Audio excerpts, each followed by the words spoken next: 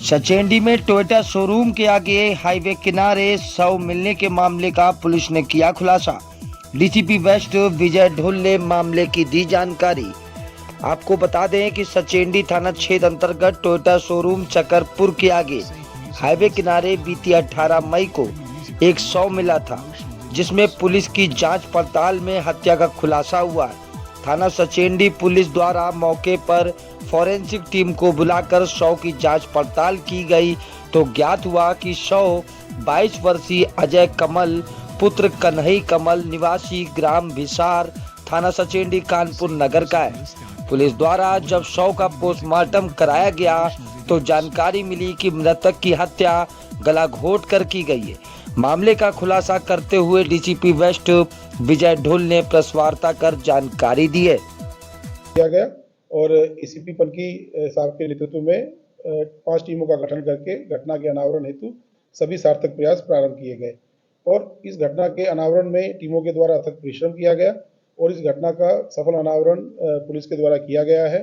इस घटना का जो एक घटनाक्रम है वो इस प्रकार से है कि मृतक जो है वो लगभग 1 साल पहले अपने सामने रहने वाली आकृति देवी जो वर्तमान में उसकी पत्नी है, उसके साथ उसने प्रेम विवाह किया था, जिस बात को लेकर आकृति के परिवारजन खुश नहीं थे और उनके द्वारा आकृति और मृतक के बीच में संबंध विच्छेद करने के काफ़ी प्रयास किए गए। उनके द्वारा ये भी प्रयास किया गया कि पूजा पाठ करने से आकृति के मन के विचार बदल जाए, किंतु वो हुआ नहीं।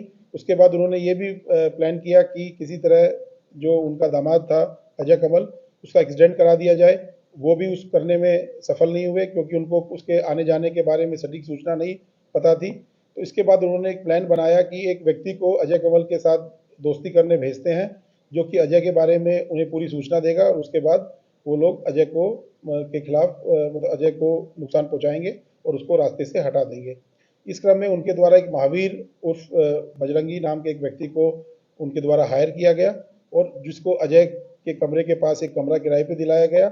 इस काम के लिए महावीर से उनका जो 50,000 रुपये देने का बात तय हुई थी।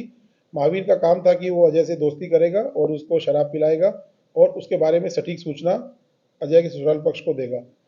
जब इस संबंध में 2-3 बार वो लोगों ने एक साथ बैठ के शराब पी और अजय का उस पर विश्वास हो गया, तो अजय उसके साथ बेहिचक हर जगह जाने लगा।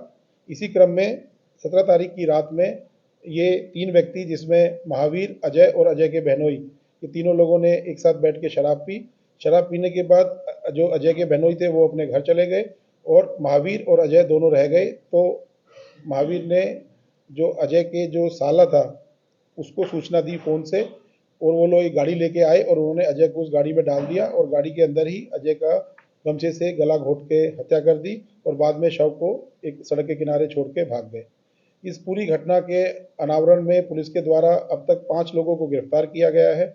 इसमें मुख्य अभियुक्त हैं जो कि लड़की के अजय की वाइफ के पिता हैं और उनका नाम है राज बहादुर। उसके अतिरिक्त महावीर उर्फ नन्हे उर्फ बजरंगी, शरद और सत्यम जो कि अजय के साले थे दोनों, और मीना जो कि इनके पड़ोस में रहती थी और राज बहादुर के परिवार को और महावीर को मिलाने का उसके द्वारा काम किया गया था। इसमें 2 वांछित अभी शेष है, जिसमें एक अजय की सास और एक वो व्यक्ति जो कि उस वक्त घटना के वक्त गाड़ी चला रहा था। इन दोनों के लिए हमारी टीमें लगातार प्रयास कर रही है। शीघ्र ही ये दोनों भी गिरफ्तार होंगे। जिस टीम के द्वारा ये सराहनीय कार्य किया गया है उसको मेरे द्वारा 25,000 रुपये नगद पुरस्कार देने की घोषणा की गई है। इसके अतिरिक्त जो मृतक के परिवारजन के द्वारा जो 9 लोगों को नामजद किया गया था, उनमें से कुछ लोग तो इसमें गिरफ्तार लोगों में शामिल हैं। जो शेष लोग हैं उनकी अपराध में संलिप्तता के संबंध में साक्ष्य संकलन किया जा रहा है। यदि उनकी भी अपराध में संलिप्तता पाई जाती है तो उनके विरुद्ध भी विधिक कार्रवाई की जाएगी। इस पूरी घटना का मास्टरमाइंड राज बहादुर है और उसके द्वारा ही इस पूरे प्रकरण में अपने पुत्रों के साथ, अपने पड़ोसी के साथ और महावीर के साथ मिलकर, अपनी वाइफ के साथ मिलकर इस पूरी घटना का प्लान किया और बाद में इसको एग्जीक्यूट किया।